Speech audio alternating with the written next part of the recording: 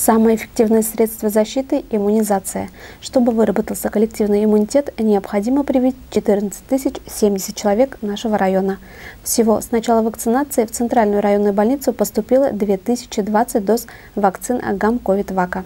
Процедура вакцинации начинается с анкетирования и письменного согласия пациента. Далее осмотр у терапевта, который дает официальный допуск в прививочный кабинет.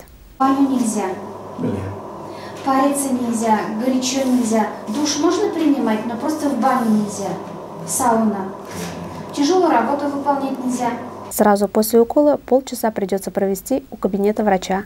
При отсутствии негативных реакций можно идти домой. Я Ганюля Мухлят Мухтасарович. Вот мне сделали вторую прививку. Очень нормально провел все это, без осложнений, без ничего.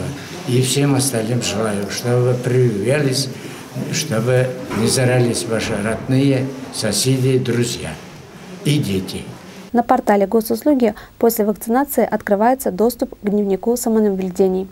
После введения второго компонента также в личном кабинете госуслуг можно будет скачать сертификат о прохождении вакцинации. Мы всех вас приглашаем на вакцинацию, особенно больных с хроническими заболеваниями, такими как сахарный диабет, гипертоническая болезнь, ишемическая болезнь сердца, заболеваниями органов дыхания в стадии ремиссии.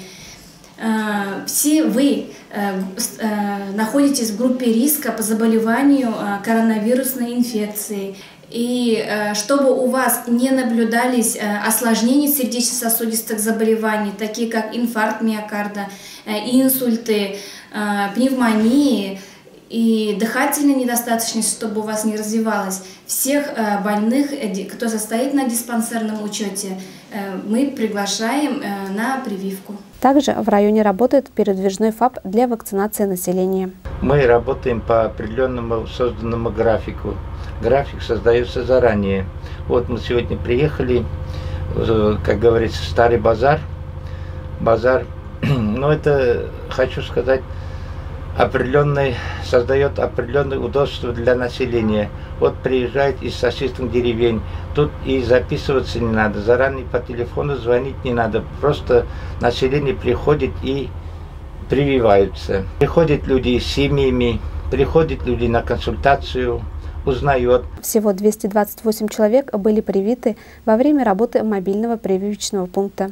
Напоминаю, записаться на процедуру вакцинации можно через портал госуслуг, либо через регистратуру Центральной районной больницы по номеру телефона 5 61 82.